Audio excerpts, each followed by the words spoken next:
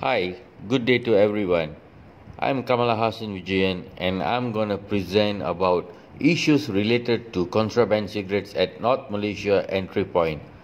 Allow me to present in Bahasa Malaysia. Pengenalan. Di Malaysia, sebanyak 62% penggunaan rokok adalah rokok kontraban yang diperolehi dengan harga yang murah yang menjadi isu yang hangat di negara ini. Hasil daripada kegiatan penyeludupan dan penjualan rokok kontraban, negara Malaysia mengalami kerugian atau ketirisan hasil sebanyak 5 bilion setahun.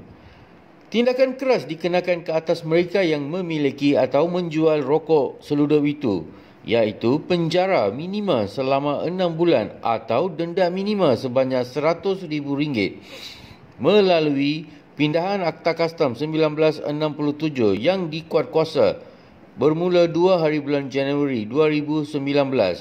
Namun, Malaysia adalah juara rokok kontraban di dunia. Pelbagai usaha diambil oleh pihak kerajaan dan pihak berkuasa untuk membenteras rokok kontraban di Malaysia. Namun, penggunaan rokok kontraban di Malaysia meningkat dari tahun ke tahun. Rokok murah merupakan puncak utama meningkat kadar perokok di negara Malaysia. Majoriti besar rakyat Malaysia percaya bahawa kemudahan mendapatkan rokok seludup yang murah yang semakin meningkat di Malaysia adalah satu ancaman kepada kesihatan kanak-kanak, terutamanya remaja di bawah umur 18 tahun. Mereka yang membeli rokok seludup mungkin tidak menyedari hakikat bahawa mereka adalah sebahagian daripada rangkaian jenayah terancang yang boleh mengakibatkan kesengsaraan kepada penduduk dunia. Dalam kajian terbaru oleh Oxford Economy, didapati rakyat Malaysia membeli 1,000 batang rokok seludup setiap minit. Apabila kita tinjau pernyataan masalah, bagaimanakah rokok kontraban diseludup masuk ke Malaysia melalui pintu masuk negara yang mempunyai kawalan yang ketat? Apakah kesan rokok kontraban kepada ekonomi negara? Apakah peranan pembekal dan peniaga rokok kontraban yang menjadi orang penghantaran antara penyeludup dengan pengguna, terutamanya di negeri-negeri utara Malaysia? Dan apakah cara penyelesaian untuk mengatasi penyeludupan rokok di negara kita? Kerangka konseptual untuk memahami faktor-faktor yang menyumbangkan kepada penggunaan rokok kontraban di kalangan pengguna. Teori yang akan digunakan di dalam kajian ini adalah teori pilihan rasional. Mereka yang melakukan kesalahan, mereka memilih jenayah dan mereka melihat apakah peluang yang ada di dalam jenayah ini dan mereka juga fikir tentang keuntungan dan risiko. Dan ini adalah pilihan masing-masing dan menunjukkan mereka bertindak rasional dalam pemikiran mereka. Skop kajian ini memfokuskan kepada 4 faktor yang perlu dikaji berkaitan dengan tingkah laku dan persepsi oleh peniaga dan pembekal rokok kontraban dan kesan kepada ketirisan hasil negara dan juga cara penyelesaian untuk membendung rokok kontraban. Kajian ini memberi tumpuan kepada tingkah laku dan peranan peniaga dan pembekal rokok kontraban yang pernah ditangkap oleh pihak berkuasa. Pengumpulan data akan dilakukan di negeri-negeri utara Malaysia. Penggunaan rokok kontraban akan dijadikan sampel dalam kajian ini untuk mendapatkan persepsi pengguna. Ampuma atau pemberi maklumat yang berdaftar dengan Jabatan Kastam akan diberi peluang untuk berkongsi pendapat mereka bersama.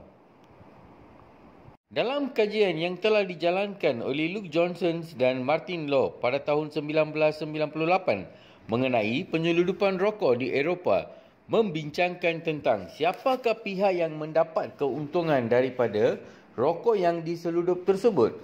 Dalam kajian tersebut menyatakan bahawa penyeludupan rokok semakin meningkat dan meluas dan teratur sehingga ia menimbulkan ancaman serius kepada kesihatan awam. Ancaman tersebut datang dari 2 hala yang penting. Pertama, penyeludupan rokok menjadikan rokok yang dijual dengan murah sehingga meningkat penggunaannya.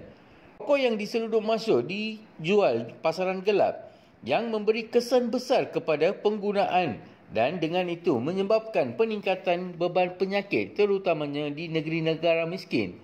Ia juga menelan belanja perbendaharaan kerajaan ribuan berjuta-juta dolar sehingga hasil cukai hilang. Kedua, industri tembakau menggunakan cara politik melobi kerajaan menurunkan harga cukai dengan alasan bahawa penyeludupan disebabkan oleh perbezaan harga. Maka ini menunjukkan bahawa yang dituntut korelasi antara harga tinggi dan tinggi tahap penyeludupan tidak wujud di negara Eropah Barat. Sebenarnya, negara seperti Norway dan Sweden walaupun dengan rokok yang mahal tidak mempunyai penyeludupan yang besar, tetapi ia adalah satu masalah di negara-negara Eropah Selatan. Dalam kajian menyatakan bahawa penyeludupan rokok tidak disebabkan oleh permintaan pasaran tetapi ia disebabkan oleh penipuan oleh sesetengah pihak untuk mengelakkan duti atau cukai untuk mengaut keuntungan yang lebih tinggi. Rokok yang terlibat bukan jenama murah dari negara Eropah Selatan yang mana tidak ada pasaran antarabangsa. Ia adalah jenama antarabangsa yang terkenal seperti Marlboro dan Winston. Dalam kajian ini, cadangan untuk perketatkan peraturan mengawal rokok transit, larangan transit perdagangan dan penjualan oleh pengilang kepada penyeludup atau peniaga secara terus.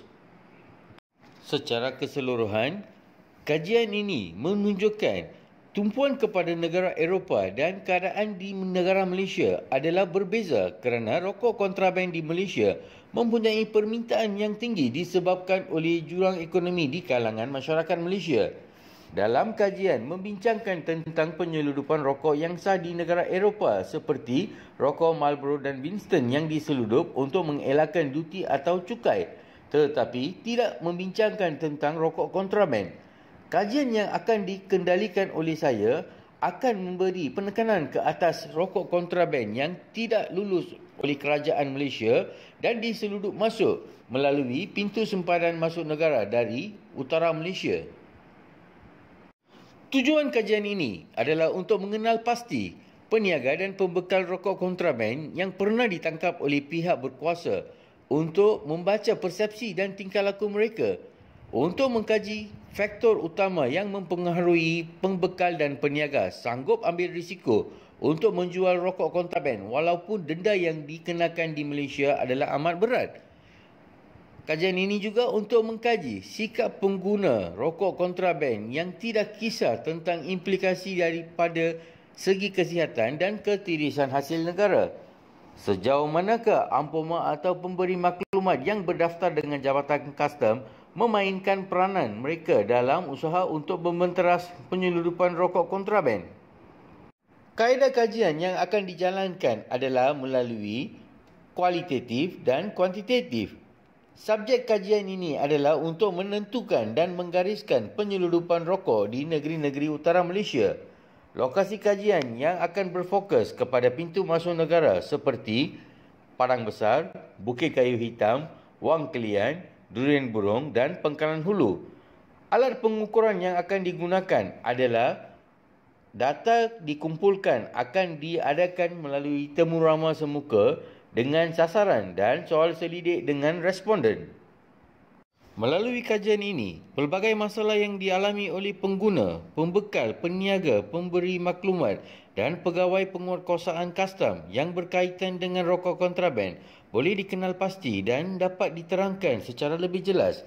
Kajian ini juga dapat terangkan persepsi dan tingkah laku peniaga dan pembekal rokok kontraban yang sanggup ambil risiko yang begitu tinggi untuk mencari keuntungan melalui penjualan rokok kontraban.